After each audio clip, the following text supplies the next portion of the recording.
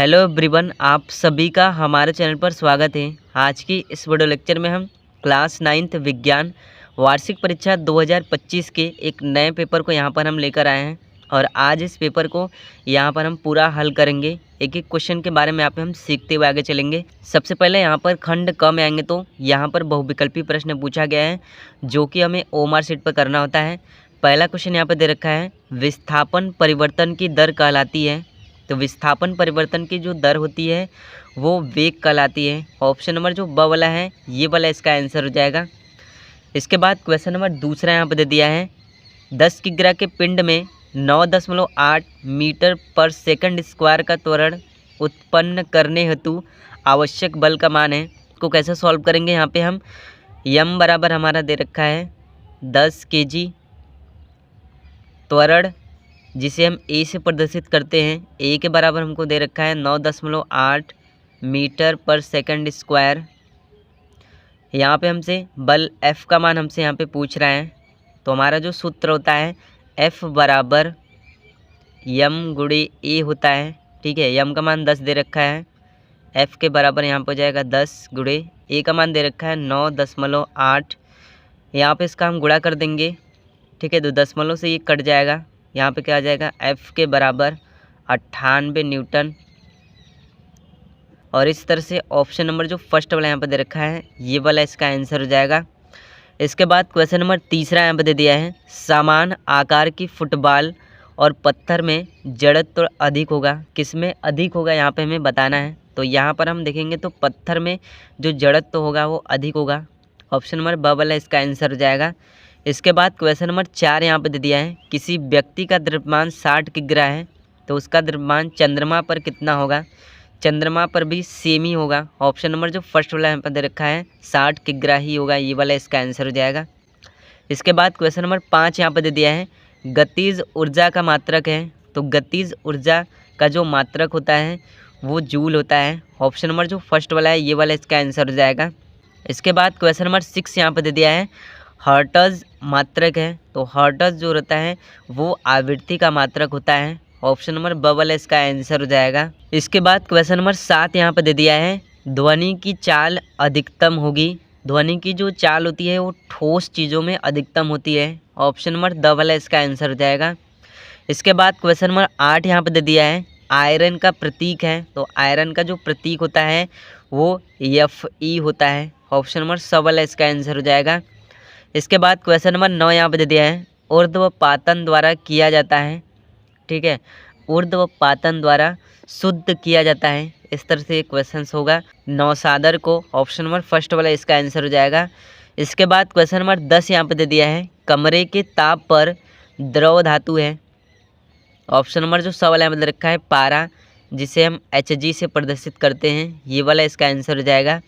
इसके बाद question number 11 यहाँ पे दे दिया है, चैडविक ने खोज की थी। तो चैडविक ने न्यूट्रॉन की खोज की थी। ऑप्शन नंबर स वाला इसका आंसर हो जाएगा।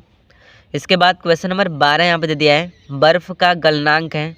बर्फ़ का जो गलनांक होता है वो 0 डिग्री सेल्सियस से लेकर 273 केल्विन तक होता है। तो ऑप्शन के अकॉर्डिंग यहाँ पे हम देखेंगे तो ऑप्शन नंबर जो स वाला यहाँ पे दे रखा है 273 केल्विन, ये वाला इसका आंसर हो जाएगा। इसके बाद क्वेश्चन नंबर 13 यहाँ पे दे दिया है, शुद्ध माने जाने वाले पदार्थ हैं।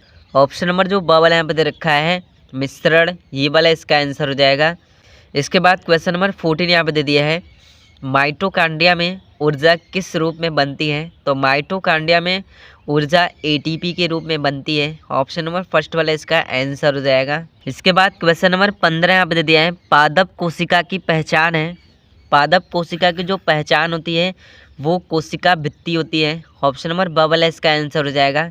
इसके बाद क्वेश्चन नंबर 16 यहाँ पर दे दिया है, संदेश संवहन की मूल इकाई है। तो इसकी जो मूल इकाई है वो तंत्रिका कोशिका होती है।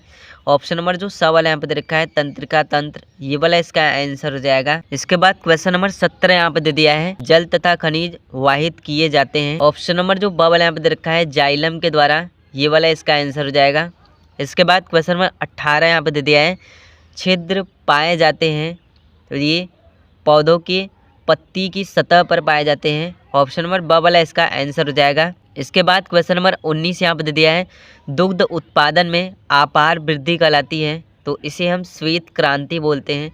ऑप्शन नंबर फर्स्ट वाला ये इसका आंसर हो जाएगा। इसके बाद क्वेश्चन नंबर 20 यहाँ पे दे दिया है, निम्नलिखित में से कौन सी फसल मृदा को नाइट्रोजन से समृद्ध करेगी। ऑप्शन नंबर जो ब वाला यहाँ पे दे रखा है चना, ये वाला इसका आंसर हो जाएगा। इसके बाद यहाँ पे खंड ख में आएंगे तो भौतिक विज्ञान से संबंधित जो क्वेश्चन है यहाँ पे पूछे गए हैं। पहला क्वेश्चन यहाँ पे दे रखा है, न्यूटन के गति के त्रुटि नियम को उदाहरण सहित यहाँ पे हमें लिखना है। 4 नंबर के जो क्वेश्चन से पूछे गए हैं, तो इसका आंसर हमको किस तरह से लिखना है। न्यूटन का गति का तीसरा नियम, इस नियम के अनुसार पहली वस्तु द्वारा दूसरी वस्तु पर लगाया गया बल दूसरी वस्तु द्वारा पहली वस्तु पर लगाया गया बल के बराबर और विपरीत दिशा में होती है। इसका उदाहरण हम किस तरह से देंगे। पानी में तैरते समय मनुष्य पानी को पीछे की ओर ढकेलता है, इस प्रतिक्रिया के कारण ही वह आगे की ओर जाने लगता है, और इस नियम को हम क्रिया प्रतिक्रिया का नियम भी कहते हैं। इसके बाद क्वेश्चन नंबर सेकंड यहाँ पे दे दिया है, 15 के द्रव्यमान की एक वस्तु 25 मीटर प्रति सेकंड के वेग से गति कर रही है, तो वस्तु की गतिज ऊर्जा की यहाँ पे हमें गणना करना है। तो गतिज ऊर्जा का जो सूत्र होता है के बराबर होता है 1/2 mv² होता है।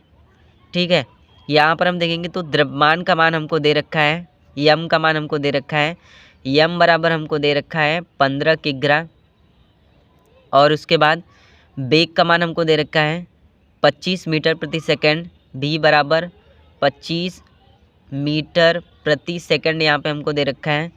ठीक है, यहाँ से हम के का मान आसानी से निकाल लेंगे। किस तरह से निकालेंगे, के बराबर यहाँ पे हो जाएगा 1/2 गुणे यम का मान यहाँ पे हम रख देंगे 15 गुणे भी का मान यहाँ पे 25 दिया है, तो 25 गुणे 25 का देंगे, क्योंकि v² यहाँ पे दे रखा है।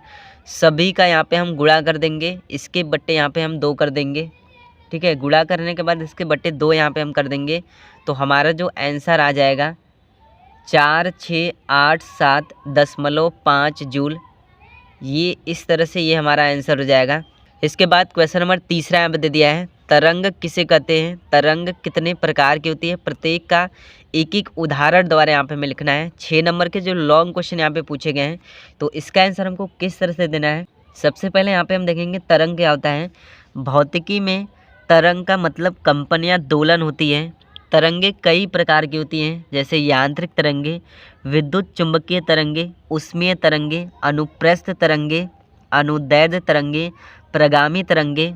इसके बाद यहाँ पर हम देखेंगे एक एक के बारे में यहाँ पे हम समझेंगे। सबसे पहले हम यांत्रिक तरंगे के बारे में समझेंगे। यांत्रिक तरंगे क्या होती है, ये तरंगे किसी माध्यम के जरिए ऊर्जा का संचरण करती हैं। उसके बाद विद्युत चुंबकीय तरंगे क्या होती है, ये तरंगे बिना माध्यम के जरिए ऊर्जा का संचरण करती है। अनुप्रस्थ तरंगे क्या होती है, पानी की तरह की तरंगे जिनकी सतह ऊपर नीचे होती रहती है। इसके बाद अनुदैर्ध्य तरंगे क्या होती है, ध्वनि की तरह तरंगे जिनमें माध्यम में बारी बारी से संपीड़न व विरलन होता है। तो इस तरह से हमें इसका आंसर देना था। इसके बाद क्वेश्चन नंबर 4 में आएंगे तो आर्किमिडीज का सिद्धांत क्या है, तथा यहाँ पे हमें कारण बताना है कि एक लोहे की कील पानी में डूब जाती है, लेकिन लोहे से बना जहाज पानी में तैरता है। ठीक है, इसमें हमें कारण देना है। तो सबसे पहले यहाँ पे हम देखेंगे आर्किमिडीज का सिद्धांत क्या होता है। जब किसी ठोस पिंड को किसी स्थिर तरल में पूर्णतः या आंशिक रूप से डुबाया जाता है, तब उसके भार में कमी आ जाती है। भार की यह कमी पिंड के द्वारा विस्थापित तरल के भार के बराबर होती है। इसे हम आर्किमिडीज का सिद्धांत कहते हैं। तो इस तरह से यहाँ पे हमें आंसर देना है, अथवा करके न्यूटन के गुरुत्वाकर्षण का नियम यहाँ पे लिखना है। इसके बाद खंड ग में आएंगे तो रसायन विज्ञान से संबंधित जो क्वेश्चन है यहाँ पे पूछे गए हैं।